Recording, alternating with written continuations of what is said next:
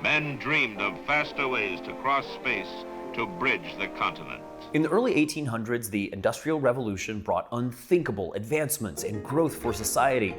And that's the thing, maybe we didn't think enough about the price we'd eventually pay for all that progress. The Industrial Revolution was reshaping the world people knew. This is Chase's Climate Change Survival Guide, Chapter 2, How We Got Here. My son was in Boy Scouts. We would go on a camp out. You had to leave it in a better condition than which you found it. So what kind of environment are we going to leave to our kids, our grandkids? Sean is a meteorologist with Climate Central, and although he doesn't have a crystal ball, he knows our future is falling apart quickly. You hear, this is happening so fast, this is happening so fast. And people look out the window, looks fine, okay? But the rate of warming right now is vastly, vastly more rapid than it was coming out of the Ice Age.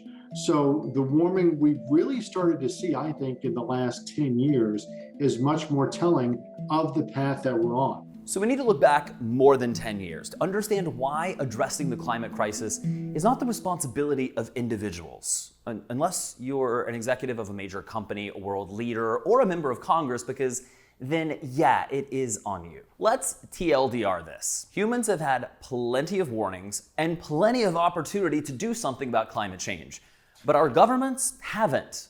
At least they haven't done nearly enough. And now we're a lot more than we would have been if they had listened. And guess who was one of the first and most important scientists to be ignored about climate change? A woman who was right.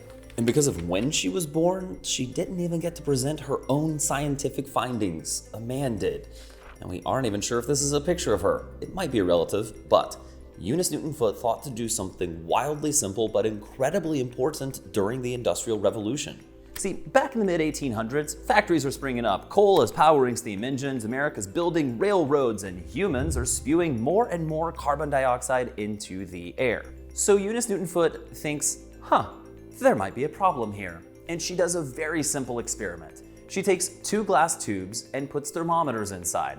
One of them had air from outside. The other one had only carbon dioxide. And then she puts them in the sun. And guess which one got a lot hotter? A lot faster.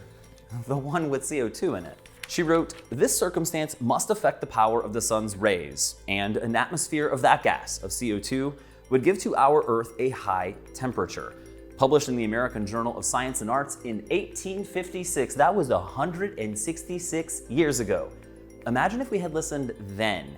Because since 1880, and we're going to use Fahrenheit here, Earth has warmed about 2.2 degrees Fahrenheit. The amount of warming that scientists think we can handle, that we can survive, is 2.7 degrees Fahrenheit.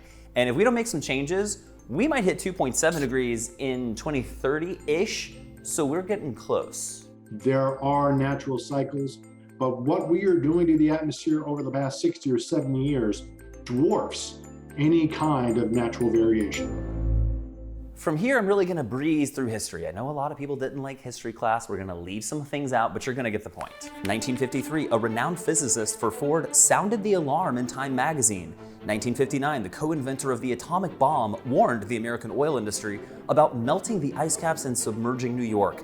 1965, President Johnson gets a direct warning from his own scientists. 1972, the United Nations holds a summit, but nothing really happens. 1988, a NASA scientist tells Congress it's 99% certain climate change is caused by humans. That makes the front page of the New York Times, but it took another decade for the first kind of sort of maybe actual global climate action. Hello, Mr. Prime Minister.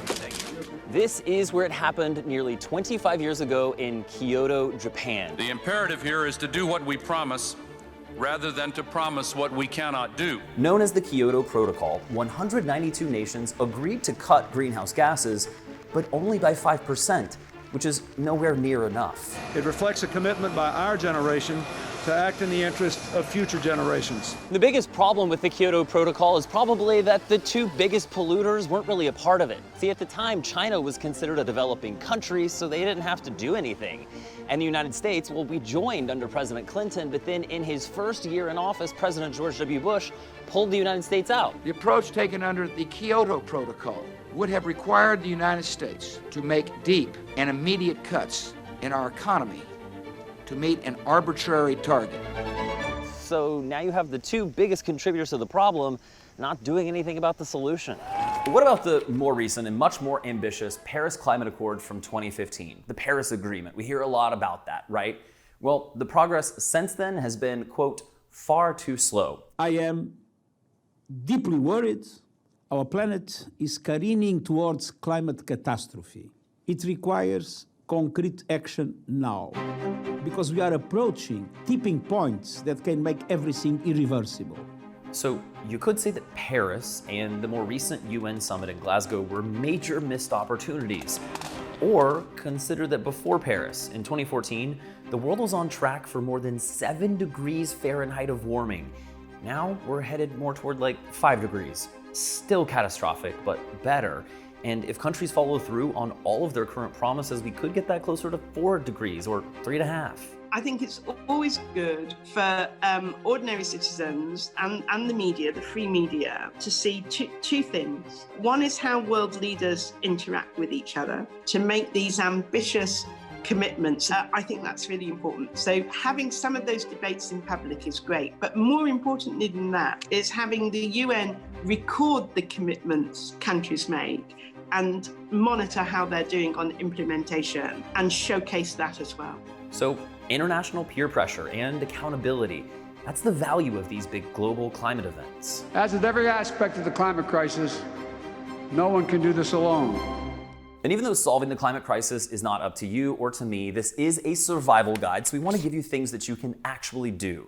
And what you can do in this case is make some noise. This is a survival whistle. Hikers and skiers carry these if they're out in the wilderness and they need help. They're very effective at that. They're very obnoxious if you're inside.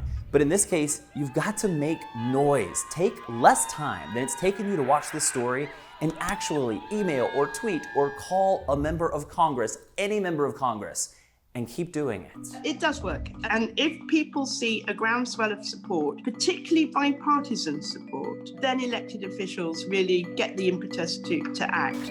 If working apart, we are force powerful enough to destabilize our planet, surely working together, we are powerful enough to save it.